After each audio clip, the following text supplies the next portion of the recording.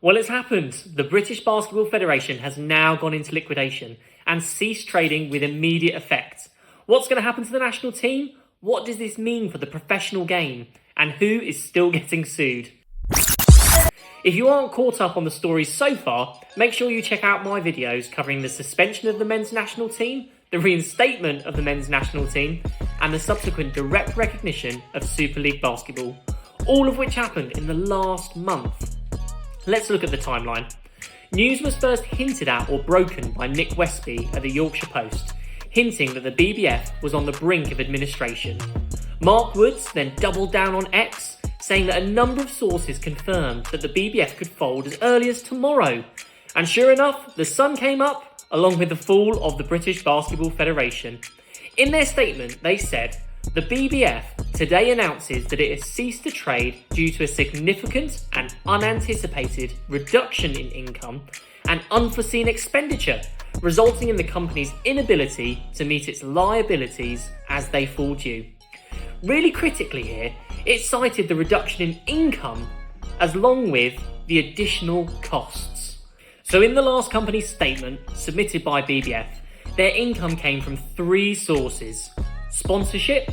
Well, GB are now sponsored by Subway, so we would have thought that sponsorship money would have continued to be there. Grant income. I'm unsure how much this has changed since the last submission for the last financial year. And licenses and other, which presumably wouldn't have happened this year with the SLB operating outside of the BBF's purview. For the British Basketball Federation, if they didn't have licence fees last financial year, they would have been $280,000 in the red. What does this mean then for the men's national team, who are about to embark on an international window, including a game against Lithuania? In short, the BBF had said, the immediate priority for all domestic basketball stakeholders is to work closely with the sport's international governing body, FIBA, to ensure ongoing stability and security of the GB national teams, including delivering our participation commitments to the upcoming FIBA commissions. With some reporting, money has already been ring-fenced for this international window, so there's no danger. Frank Dalleries then confirmed that Basketball England would take the reins from the BBF in the immediate aftermath. Clearly, this is a challenging time for our sport, but we, Basketball England, Basketball Scotland and Basketball Wales, reaffirm our commitment to collaborate under the future GB framework alongside other stakeholders to maintain GB's participation in the upcoming FIBA competitions. Encouragingly, this means that the home nations are all pulling towards that same collective goal of GB participation. And at this point, they're still working collectively towards that GB team. It's really also worth noting though, Basketball England obviously doing a fantastic job stepping in at short notice. But this is a company that was recruiting for a CEO less than 2 months ago. That now becomes a really new, daunting job for someone stepping in to help completely redefine the governance for British basketball. The change in direction is stark from what the BBF put in their last account submission, where they indicated they were going to be self-sustaining and financially viable, into where they are today. There's an obvious additional cost that has come to the BBF this year in having to fight a civil lawsuit from Super League basketball, and with that comes the need to get legal advice and to cover legal costs. With FIBA giving direct recognition to Super League basketball, essentially became a slam dunk for them and that their court case was going to win. So any subsequent case that they would have chose to fight would have cost them a huge amount of money with very, very little upside. Secondly, even if the SLB moved away and decided not to make a civil case, the British Basketball Federation knew that they were vulnerable to the GBBL and Marshall Glickman for a new civil suit. In the Yorkshire Post, GBBL released a statement that said, "Following the news that British Basketball Federation has entered into administration, GBBL is working with its legal counsel to evaluate its options pertaining to the status of its 15-year licence to run a British professional basketball league from 2027. In accordance with the term of the licence, significant sums of money have been paid to the BBF, and this is of grave concern to the GBBL." What are they talking about here? Are they just talking about the upfront $25,000 that they paid for an application and the license? I think you can probably bank on the fact that they've spent a lot more money and that the ceiling of how much they've given to BBF can be in the hundreds of thousands. Now, I'm no lawyer, but it's pretty hard to sue a company that is going into liquidation unless it falls into certain criteria where essentially the new company or the new entity is essentially a replication of the old one. But even then, it's not an easy court case.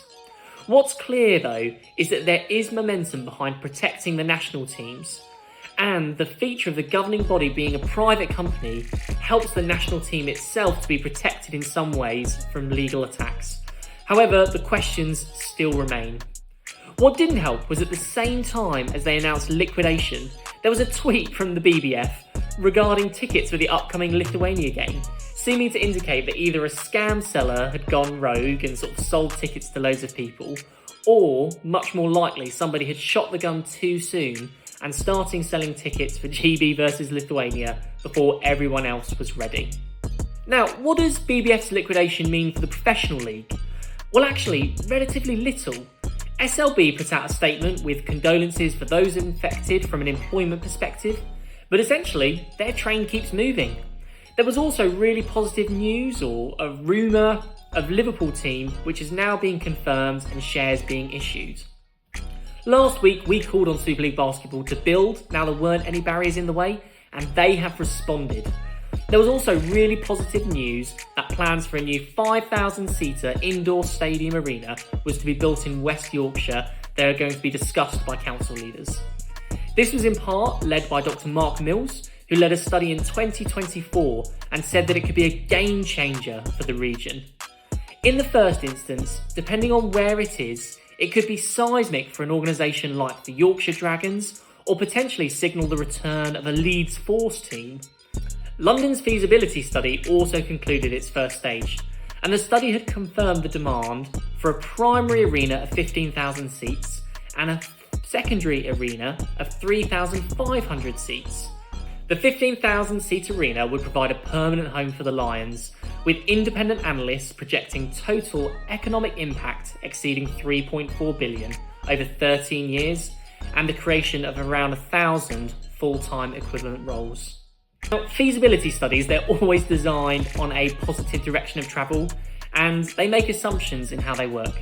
Personally, I think an initial 15,000-seater stadium is kind of ridiculous, unless there are guarantees of NBA Europe embracing the London Lions as a franchise, and much larger commitment from local and community activities using the Lions as a key driver.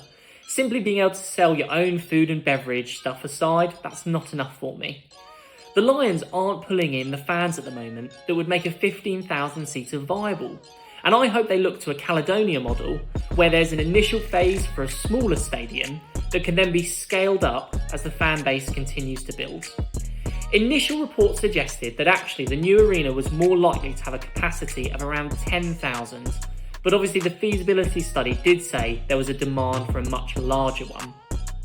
The study said that the new arena would host around 40 basketball games a year, including the London Lions fixtures and major national, international events, alongside more than 100 sports and cultural performances. I think what is fantastic about this arena is the potential that it has to really be a home for future GB games. Despite all this positive news, Chris Grant, who stepped down into the chair of the BBF weeks ago, is still blaming the SLB. In a report to City AM, he called the SLB narrow-minded and small thinkers. Absolutely crazy. Chris Grant, you've stepped down. This is no longer your problem. We don't want to hear from you anymore. Now, I'm not sure what goes into forming a new governing body, but one thing I do know is that we'll be back as soon as we have updates to share on the BBF, on SLB expansion and GBBL future lawsuits. Make sure you smash the like button, leave a comment about what you think below, and of course, join us on our journey to 500 subs by hitting subscribe. Catch you in the next one, guys.